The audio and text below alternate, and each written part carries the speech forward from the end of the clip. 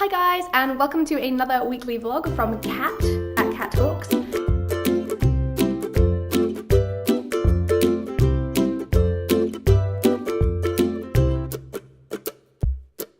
This week we'll be doing the Bingoathon from Cody's Book Corner.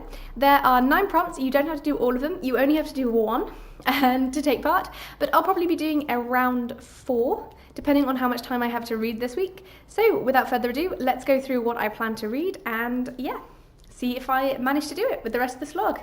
That's how a reading vlog works. So the first book I'm going to be reading this week is Salman Rushdie's The Satanic Verses. Those of you who watched my vlog last week will know that this was one of my picks for the Scallywagathon. I think this was number 8 with a revenge plot, because the book is about a revenge plot. Yeah, I have about 200 pages left of this, I think, or 150. I'd really like to finish this today. We'll see though, because it's, as I said, I really enjoy reading it. I think the writing is fantastic and I get swept up into essentially into Salman Rushdie cleverness. But it is such, you have to be so on the ball to read this. So yeah, that's the first one. And this will be my pick for very old on the TBR, because I actually bought this, not this copy's a library copy, but I actually bought this 15 years ago when I was very young. To be young again. And I still haven't read it. So for an anticipated read, I'm going to be picking up Brandon Sanderson's Skyward. This one is about a young girl who wants to be a pilot in a kind of world where pilots are the only thing stopping an alien invasion. But unfortunately her father was a pilot and he was known as kind of a coward who ran away from duty, so she's not allowed, and there's a lot of talk about her father in this book. I have to read this for the library, so I have to read this. This could also be my pick for a new author and for blue on the cover, because there is both blue on the cover, and I've never ever read a Brandon Sanderson novel before. Even though Brandon Sanderson writes really, epic fantasies, and they're my favourite books to read. So hopefully I will enjoy this and want to pick up more from Brandon, because I really like him as a person. I've watched a lot of his writing lectures, which I'll link down below, and also his podcast, which I'll also link down below, which is Writing Excuses, is really good, and yeah, so I'm hoping that I'll like his work. And since I just picked up a sci-fi from Mary Robinette Kowal, which I did enjoy, those two are buddies on the podcast. Then we have 5-star prediction, for which I'm planning on reading Fangirl by Rainbow Rowell. Again, this could be my pick for an author that is new to me, because I have never read any Rainbow Rowell before. This is a book about two sisters who write fanfiction together about a very Harry Potter-esque man, or book. And when they go to university, they kind of one of them stops writing fanfiction and the other one goes really into it, and she feels like she's losing her sister. That's all I know about this book, but I feel like I would love it. As I've said before on this channel, I write fanfiction quite a lot, I read it quite a lot, and I feel like this is a really heartwarming tale that I'll just enjoy and cry at. Looking forward to finally seeing what the hype is about this one. Then for favourite genre, which is, I think, fantasy at the moment, I will be picking up The Crimson Artist by Sonia Santarello. This is a book about an artist who can create magic, I think, through her art. And she goes on a journey because she's been summoned somewhere to do art, and along the way meets the king's bastard, and they have to try and figure out how to get the land in peace. This is an indie book and I'm really looking forward to reading it. This was also going to be my pick for a recently picked up book for Scallywagathon, which was the final book for me to complete it. So if I manage to actually finish The Crimson Artist today, then I will technically have completed Scallywagathon, I think. For pink and or blue on the cover, I have gone for Daisy Jones and the Six. This is a bit cheating as well, because I am about halfway through, and this is a buddy read with my dad, but it does have pink on the cover. This is a book about detailing through interviews the rise and fall of a rock band, the Six, and a singer, Daisy Jones, which they often pair with. There are a lot of unreliable narrators in this, just like in real life, and it's been really good so far. It's nothing special. I'm not really into that life of rock and roll and sex and drugs and stuff, so we'll have to see if it picks up. But my dad is also enjoying it, so maybe he can come and do a wrap-up of it later. I'd like to finish this, or at least, I think he's on page 270 or something. So he's 3/4 of the way through, so I'd at least like to catch up with him, maybe not finish this week. The next square is Diverse Reps, and for this one I'm going to be reading The Gauntlet by Karuna Riazi, and it's a book about 4 teenagers who find a board game and called The Gauntlet and fall into it Jumanji style and then have to escape again. I'm really looking forward to this because it sounds really cool. Finally, we have a reader book by a new to me author. For this I'll be picking Leigh Bardugo's Shadow and Bone, which the seagulls are apparently incredibly excited by. This is a book about a young woman who turns out to have magic and has to go on a journey and learn how to use it or something. I don't know, I'm not going to spoil myself because obviously I'm going to read it and I hate reading blurbs when I know I'm going to read them. I really want to read this because I want to read Six of Crows, and this seems because it's set in the same universe and with some of the same characters, it seems very silly to read Six of Crows before you read this, so yeah. I know that this isn't maybe her most lauded work, let's put it like that, so might not enjoy this, but I still want to get through this series, and I might even do a reading vlog of myself reading it, since a lot of my viewers will have read this and know how it ends. So this +2 is my reading for the week, so that's not going to happen. That's a book a day. That's not going to happen. But given that one of them is nearly finished and another one is half finished, I might be able to finish maybe 4 or 5. Get reading. See you soon.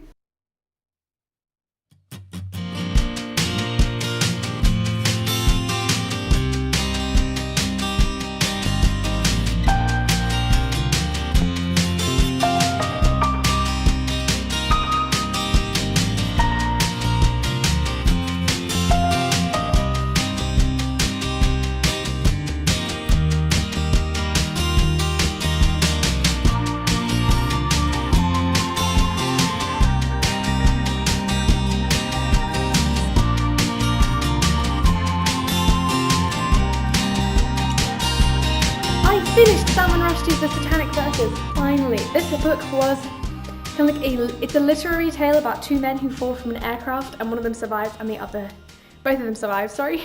And one of them turns into an angel and the other a demon, or the devil, and it's about kind of like their loss on sanity after the event, and also kind of like some physical changes that they go through, and it's a very magical realism-esque thing because obviously these people are changing shape. I'm not sure I got it. I really enjoyed reading it. Salman Rushdie's literary style is incredible. He plays with the language like a kitten and a ball of wool. It was beautiful and intrinsic and kind of like evocative, but I'm not sure I got it. However, I have read it now, so this one has been on my TBR for ages, and that's 1 off the board. The second book I picked up today was for a pink cover, and that is Daisy Jones and the Six by Taylor Jenkins Reid. As I've said before, I'm buddy reading this with my dad. I'm currently halfway through and he is about 70 or 80 pages in front of me, so I need to catch up this week. I'm really enjoying it so far, but it's definitely not like amazing at all. I'm kind of meh with the whole thing so far. Like, it's a good read, she's a very good author, and the format is quite entertaining, but I'm not like swept away by the story or anything yet, so we'll see. And then finally, the third book I picked up, I just read the first chapter of, and that was The Crimson Artist, and I literally read just the first chapter, so that's all I know. There was quite a lot of exposition, so I'm hoping that the rest of the book isn't this exposition-y, but yeah, it's been an enjoyable day. Except for the fact that I got a migraine. So I haven't read as much as I intended to because I got a migraine around 11 and had to take some pretty strong painkillers and go to bed for 2 hours of doing absolutely nothing except for lying in the dark and wishing I were dead, which is, you know, a fairly common occurrence if you have a migraine. Like, actually one of the things that really helps me is to visualize someone's like cutting apart my brain and removing parts of it. I know that's a weird thing, but it hurts that much, and I was really nauseous. I thought I was going to throw up, but once I take the tablets, I'm like, no throwing up. Don't throw up the pain tablets, because the worst thing about having a migraine, especially if you have nausea, the thing is if you throw up your tablets, you can't take more, because then you can overdose even just a little bit, and it's horrible.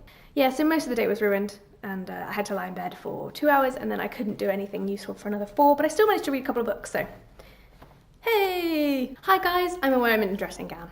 It is a Monday night, we just got finished watching Game of Thrones, and all I have to say about that is, what is the horse doing?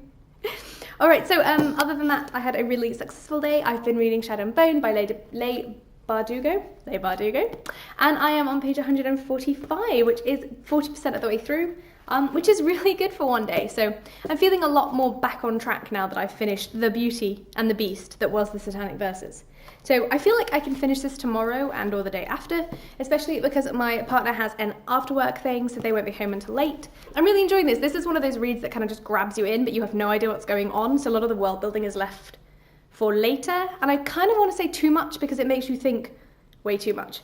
But I love the kind of like the characterizations of people and the fact that you don't really get to find out everything that's going on. It isn't unlike anything I've ever read, but it is good. I finished it!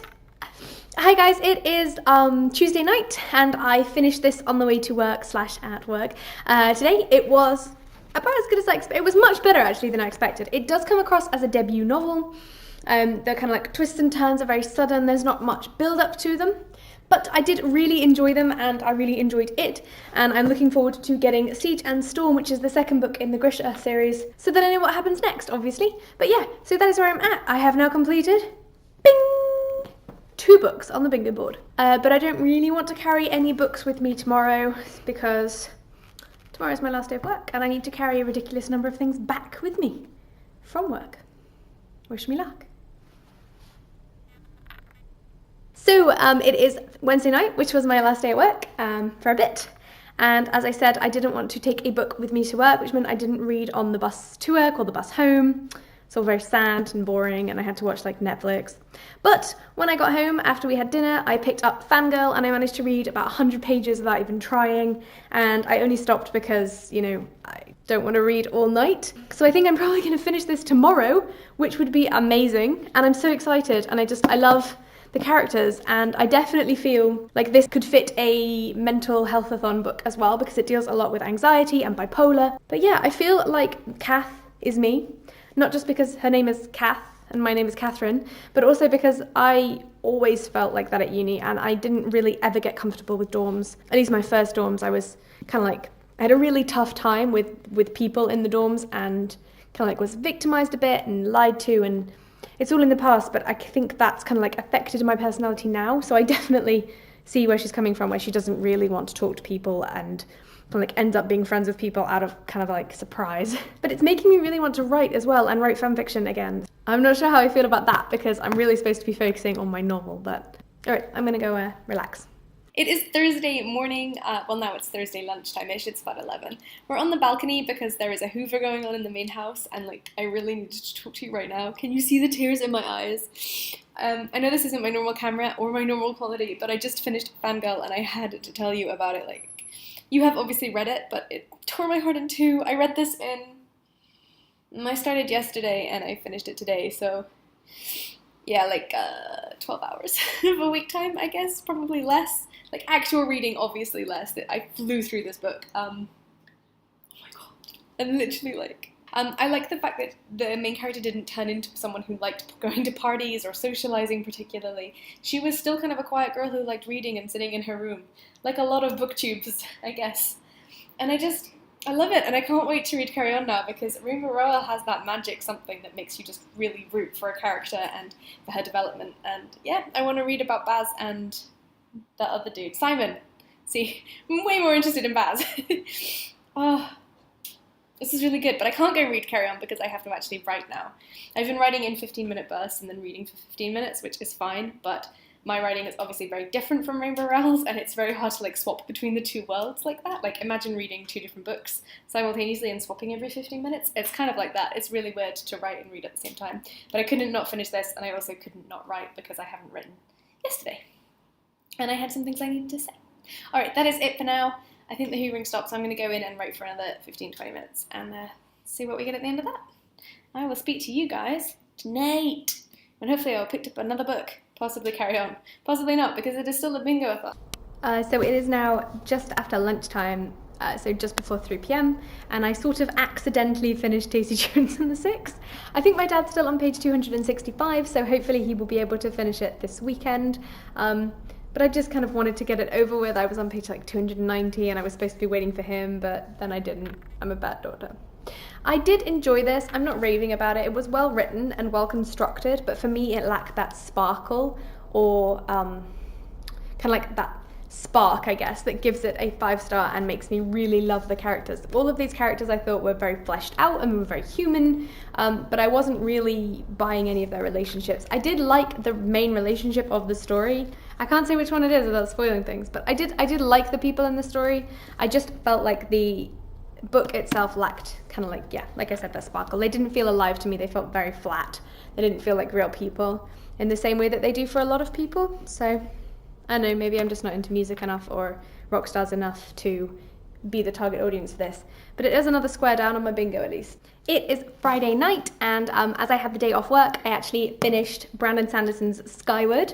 I wasn't particularly in love with it for about the first 75%. I felt it was very formulaic. I knew all of the twists and turns, like I even guessed the midpoint turn, and I guessed the final like twist at the end as well. Not the twist, but the one before. But the twist and the kind of like emotion that Sanderson puts into his work in the last 25% really sold me on the story, and I really liked it from then on.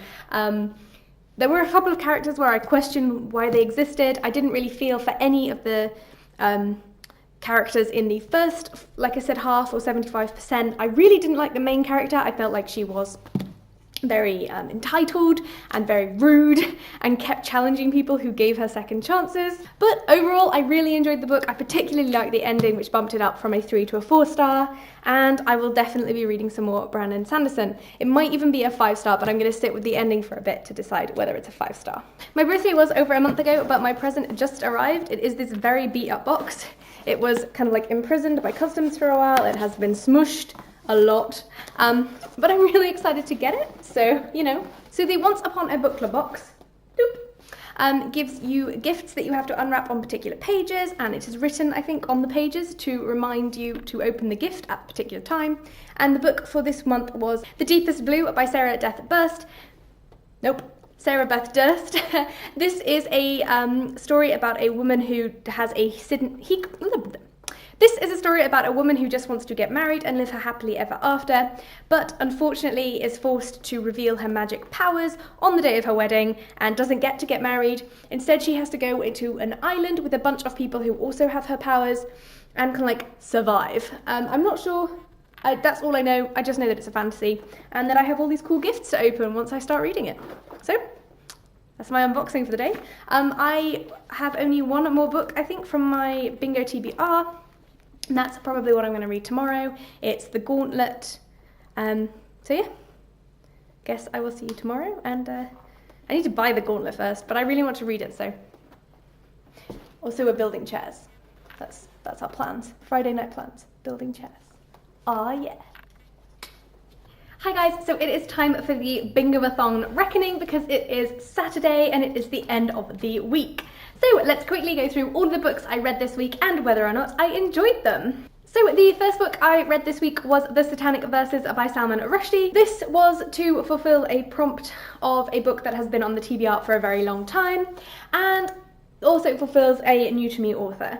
I actually really enjoyed this book. I thought the writing was really beautiful, but it took me a long time to get into and to get through. I didn't have any problems following the plot, although there was a lot of changing timelines and following other short stories, which the author inserted one of the characters into at various points in history. Kind of confusing, but if you've read it, you know what I mean. But I did really enjoy it, and I'm glad I finally picked it up and understand what the hype is about. The next book on my Bingoathon TBR that I read was Shadow and Bone by Leigh Bardugo. This was my pick for a favourite genre, and also for... No, I think that was just it. Maybe a new to me author as well, I can't remember.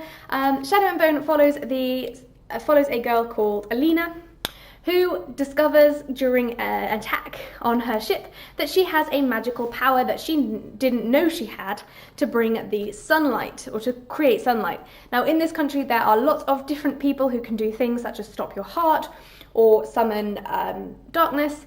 Darkness is the most rare, except for Sunbringers, who are the most rare. Alina goes to this magical school to learn to control her powers and get to know the Darkling, who is the dark powersy person who has ultimate control over everything except for the king, and discovers that not everything is as it seems. I'm going to leave it there because the twist is quite fun. I definitely saw it coming, but I think a lot of these the tropes in this book are more commonplace now. This is quite an old book. I don't know when it was published. This was published in 2012, which was now over 7 years ago, which is crazy. So a lot of things have become more commonplace, but I still really enjoyed this as a young adult fantasy. It kept me engaged. Leigh Bardugo's writing is really good, and I can't wait to pick up the second in the series. The third book I picked up was Fangirl. This is by Rainbow Rowell. This book is about a young woman who writes Simon Snow fanfiction and is going to university with her twin sister, who also writes with her, and feels like she's losing her twin sister. So the main character writes, as I said, Simon Snow fanfiction. Simon Snow is a character a bit like Harry Potter. He goes to a magical institute, he has a roommate who is a vampire, and she writes slash fiction about this roommate and him, essentially, and is really famous for it in this world. I got really excited then, as though it was real. I'm so happy I read it. This Bingoathon has been incredibly useful. And this was my pick for Pink on the Cover. The next book I finished was also cheating, like the Satanic Verses, and that was Daisy Jones and the Six. This is cheating because I had actually read half of it already. This was a read-along with my father. We're calling tomorrow to discuss his thoughts on the novel. He thought it was really weird because he, all of the places and the other bands that are mentioned are real people. So he kept kind of like assuming that Daisy Jones and the Six were real, but then remembering that they were fictional, and he said it was quite an odd read. But I hope he enjoyed it. I did enjoy it. I didn't think it was anything fantastic. This was probably a 3-star for me. The writing was really good, especially given that the novel is told in a different format. It's told through lots of different interviews and blended together. I did really like that. I didn't understand why we needed the quote-unquote twist at the end, but yeah. This was an okay read. I enjoyed it. It's my first ever Taylor Jenkins read, and this was my pick for cover by, and also for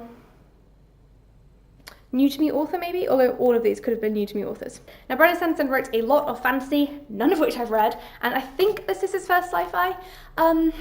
I did enjoy reading it. Brandon Sanderson is an incredible writer. I didn't really feel like the book spoke to me until about 25% of the way towards the end. Sorry, 75% of the way through the book. That's a more normal way to say it. I felt like he was writing to a formula a lot of the time, and the character deaths that happened didn't really affect me at all. In fact, I wasn't really fond of any of the people who died and didn't really get why that was included. It felt kind of cheap to me. I also, as I said before, guessed the twist and the kind of like twist just before the end, but not the end twist, if that makes sense. But I did really enjoy the ending. I thought that was a really good way to sum up the book. And yeah, I feel like that was where Brandon Sanderson, the last 25% is where Brandon Sanderson really shined. I enjoyed the rest of it. I enjoyed reading it, but I just didn't feel it, in my soul.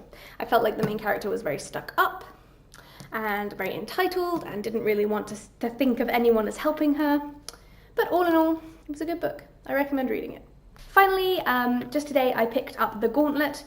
This book is about a young girl and her brother and 2 of her old friends, not current friends, who will accidentally get sucked into a Arabian Nights inspired board game, or yeah, a desert themed board game, I guess. So there is someone called the Architect who is trapping children in the game and forcing them to play, and if they lose, they have to stay in the game forever, and if they win, they destroy the city and everyone can go free. So far I'm about 15% of the way through the book. I think they've just been sucked in and kind of like established the rules. So I am enjoying it. It's very well written. I just haven't progressed through it because I've had kind of an iffy mental health day, which is also why I didn't check in this morning. I did also pick up Crimson Artist as my pick for favourite author, but something about the writing style of the book really didn't appeal to me. I read approximately 100 pages and I just couldn't get into the story. It's written from 2 alternating perspectives, which is something that I really hate, especially when there's a 2 main character and they're always together novel. And also, like, a lot of the kind of like swaps were about how the person was feeling about the things that just happened, like a lot of introspection and showing and telling, not showing, and I just couldn't get into it. So I might give it another go because the concept sounds really interesting, but I'm not sure. This is about a young girl who has the power to bring to life anything she paints with a special blood and invocation, and a boy who's come to fetch her and bring her to the court who also has a magical power, even though they're really rare. And that's to make people tell him the truth, and then she's kind of like shielded from this, obviously, because otherwise it would be really boring. Anyway, yeah, I'm not sure that novel's for me, but I might give it another go. But I am, as I said, focusing on The Gauntlet going into next week, which I think is a readathon free. So, alright guys, I hope you had an absolutely amazing week. If you like this video, give me a like. If you loved it, hit subscribe. Obviously leave me a comment to let me know what you read this week, and if you took part in Bingoathon. And yeah, that's it from me. I hope you guys have read something really cool this week, and I look forward to reading your comments. Bye!